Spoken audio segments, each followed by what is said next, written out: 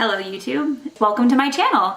This is your first time visiting it, so I really appreciate you being here. I hope that you continue to follow me through my YouTube journey. I'm very excited to get started. Today I'm super excited to talk about this brand new thing that just launched. This is the new Hourglass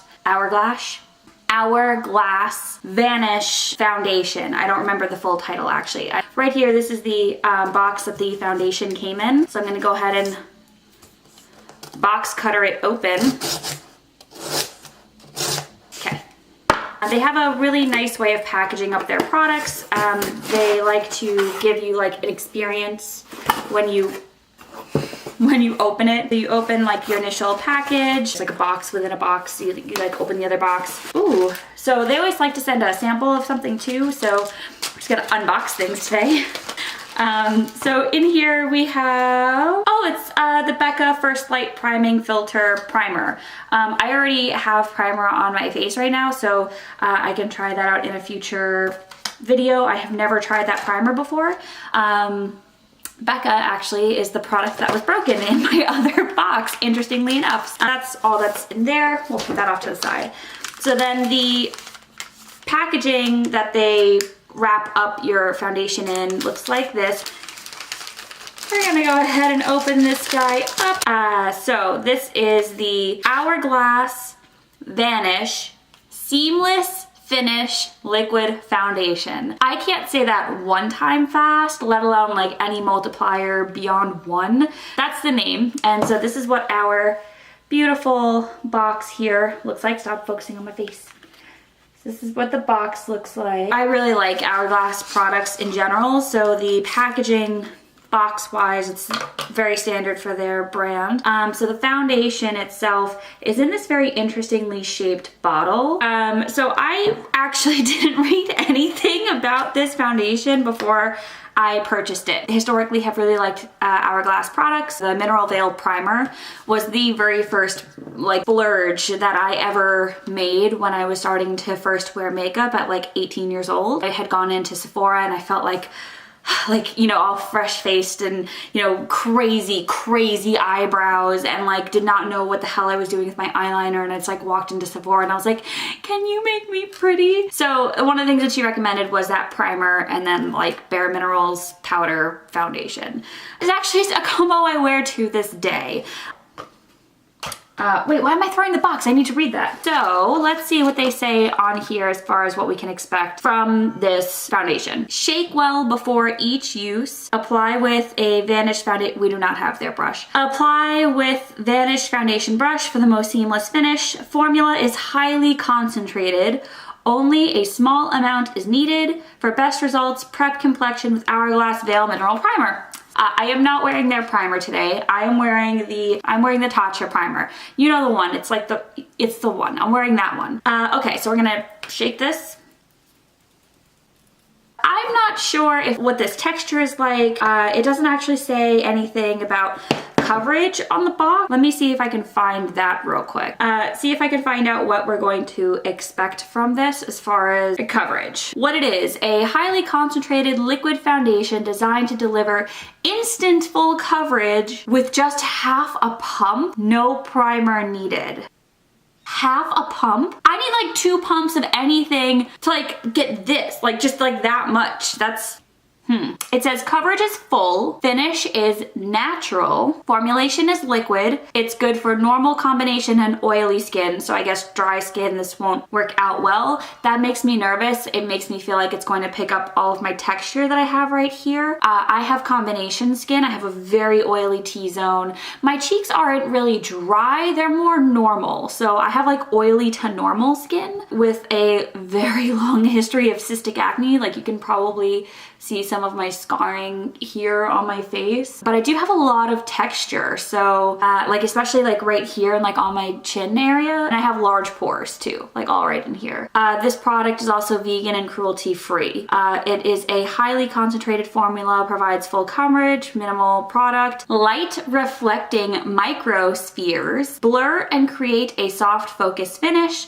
The non-comedogenic formula is waterproof, transfer proof, and sweat proof. Non-comedogenic organic, I am so on board for that. Right now, my skincare routine is all about like clearing out these pores. I look like it's all about clearing out these pores right now because they, honey, these pores. The formula is waterproof, transfer proof. I work in the medical field with animals, so that is really important. I accidentally like rub my face across like a coworker's arm or back like twice a day at least. And then they have like clinical results with suggested usage. Step 1, hydrate. This formula does not require primer. Okay, I use my full skincare routine. My skincare routine is very intense. It's very in-depth. I'd be more than happy to film a video specifically on that, but we just don't got time for that right now. So it says it doesn't require primer. I'm already wearing primer too. I'm using the Tatcha primer. The Tatcha primer specifically states that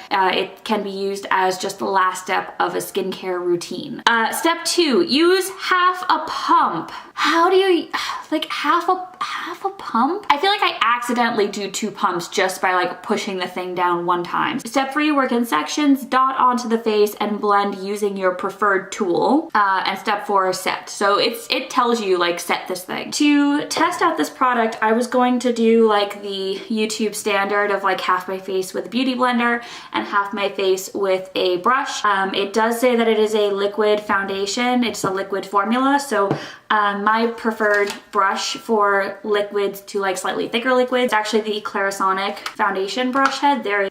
That's cat hair. Like everything else in my life, it also has cat hair on it. Let's see what half of a pump looks like. So I'm gonna use my paw palette. So what we're gonna do is we're gonna try to get half of a pump and we're gonna see how far that goes. Here we go. You can't even see it. That's half a pump. Oh, nobody saw that. So, see, it says dot it on and go from there. So let's try one side with my right side with the Clarisonic, and we'll do my left side with the Beauty Blender and see if there's really a big difference in terms of coverage. It claims that with a brush, you're supposed to be able to get full coverage, and with a sponge, it's more of a luminous coverage. Girl, we'll see. Okay, so I'm just gonna like dab that in there. Why does this look so yellow? Okay, so this is not my color. We're gonna go with it. I don't need to test the color against the wear. So we're gonna just apply this. I'm not going anywhere today. I'll sit at home. I'm gonna play Kingdom Hearts 3, which just launched yesterday, and I'm so happy for it. And just see how it wears and see if I even want to exchange it for a different color or if I'm just gonna return it. So let's just apply this.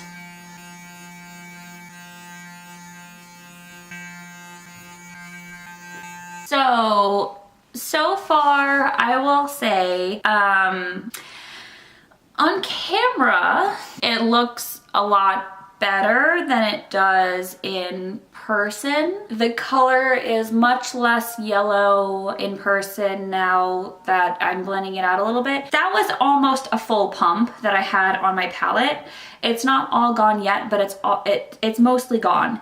It does not move easily. Like if I was blending this with a regular brush, not the Clarisonic doing most of the blending for me, I don't think this would move very far at all. Like it feels thicker than a regular liquid foundation. As far as coverage is concerned, it definitely covered my redness over here. Like this definitely does look full coverage. I'd say maybe this is high medium coverage. Like I hesitate to say it's quite full coverage, only because I have some more acne and definitely some more pigmentation on this side of my face. So this is really the side of my face that I can tell better as far as coverage is concerned. So I'm gonna finish applying this to like my nose and to my chin.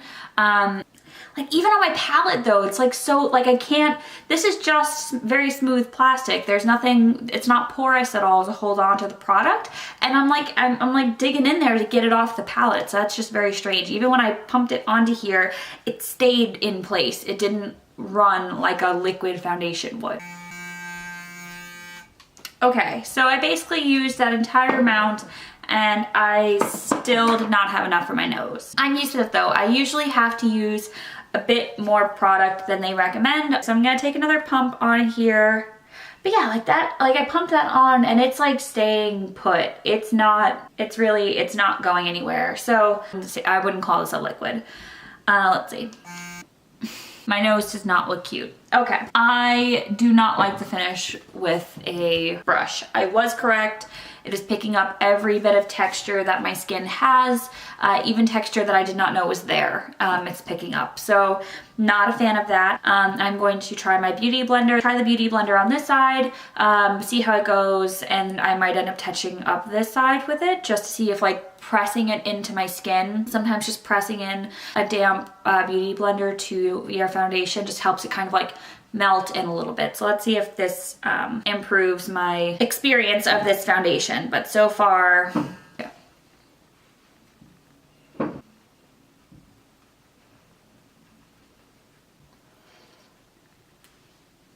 Okay, so first pass with the beauty blender, definitely lighter coverage. I don't know if you can see that, but you can really see like my pigment that I have here in my under eye circles, like my old sunspotty freckles that have popped up. You definitely see those more than you can on this side, at least in real life. I don't know if on camera it looks different, but definitely lighter coverage. I do feel like it's very spotty, so like I definitely have freckles on my forehead coming through on both sides, but there are spots where I feel like I don't actually have foundation on my forehead. Let's see if this is buildable.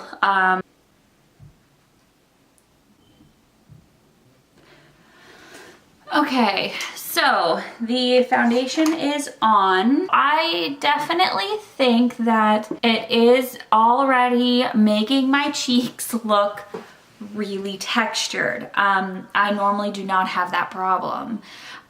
It looks like it's kind of pilling in some areas. It's emphasizing things about my skin I didn't know were there in the first place. Like, but like,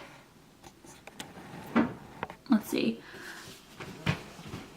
I don't know if you can really see it. Like, it really is making my skin just look like you can see like little fuzz on my face, like that's there normally. And my nose too, like my nose looks just really bad. Okay, so let's see how this goes. This would be really disappointing to find an Hourglass product that I just like this. I've been really excited since they announced the launch in the first place, so I was really hopeful this would come out awesome and I would love it and I'd have a new Hourglass product to recommend to people, but it does not look like that's going to be the case. So I'm gonna do the rest of my makeup and we're gonna check back in, see how it looks in a few minutes after it's all settled in. The rest of my makeup is on, it's all done. You can see you know, in the description box down below, everything that I'm wearing right now on my face. Things blended on top pretty well. I really didn't contour my face at all. I'm just wearing some blush on top. I did set my concealer the way that I normally do. I'm wearing Tarte Shape Tape concealer under my eyes only. I didn't put it anywhere else on the face. And I set it with the Coty Airspun setting powder. Thank you, Tarte from Glam Life Guru, for turning me onto that product. I really love it. It's become one of my favorites. And so I just kind of used what was left over from my bake to kind of set the rest of my cheeks. Whatever was left on the brush, I kind of like tapped into my forehead and my chin. My nose actually has the most texture of anywhere on my face. I've never had that problem before. So we'll see how this wears throughout the day. I'll post a check-in later on and yeah, let's see how it goes. Hey guys, so I already suck at this YouTube thing. Totally forgot to film updates as the day went on. I got really obsessed with Kingdom Hearts, which, let's be honest, who didn't know that was gonna happen? You can still hear it in the background there. A couple notes on the foundation. The longer I wore it, the better it looked. So it's been on now for 10 and a half, 11 hours actually, and it wore pretty well throughout the day. It doesn't feel like I'm wearing anything. It didn't feel heavy. It felt actually pretty nice on the skin. I have been wearing my glasses and it did come off like right there where my glasses sit. So that is like, so yeah, like right there you can see me multiple times. But yeah, my glasses came, you know, rubbed some of my foundation off. Rapunzel's really happy to be outside, you guys. Yeah, the foundation wasn't as bad as it was when I first put it on. I'm still gonna mess with it, and my lashes are totally peeling off right now. So I am gonna keep trying to mess with it. I am going to see if I can make it wear maybe a bit better at some point before I totally give up on it. As it is right now, it's certainly not my favorite foundation. I have a lot of other foundations like Dermacol, CYO Beauty, even the Wet n Wild Photo Focus. Those foundations look great from the moment that you put them on, and they stay great throughout the rest of the day with minimal to no touch-ups. So this foundation is not a total bust. It's not a total bust. So between Kingdom Hearts and my cat, you guys must be having like the opposite of an ASMR experience right now. Yeah, I'm gonna give it a shot. I'm filming this on my cell phone too, so apologize for that. And see if I can get a better experience from it from the start. Like here on my forehead, I'm getting quite a lot of texture there. You can see all of that. Not really much creasing. Oh, pretty bad actually there on the sides of my nose. Yeah, that's actually really bad. And I don't touch like the sides of my nose at all. Yeah, that's really bad. And it feels, oh, that just came off. Transfer proof? It's like the world goes on forever. Yes, it is, Rapunzel. Yes, it is. Yeah, okay. So definitely not transfer proof. I would not say this is long wear. I am still seeing freckles coming through on my forehead. I wouldn't even say that's totally full coverage. Not my favorite foundation. I'll give it another shot or two, and then if I don't like it, I'll return it. The color actually ended up not being too bad on me. It oxidized maybe a tiny little bit. So I think I could make the shade work. But if the rest of the issues are remaining issues, like I don't want to have to put that much work into a foundation just to make it work. That's not worth it for me, especially when there are so many good foundations that are just good. So, yeah, and it kind of came off on my chin as well, but I also had a slice of Fudgy the Whale Carvel ice cream cake, and I am the messiest eater on the face of the earth, so there's always like some fudgy, like, I just had to like do like a quick, like, just make sure I got it all, and I did, so that's good at least. Okay, so I think this concludes my day-long wear test. I hope you guys enjoyed it. It's not the best.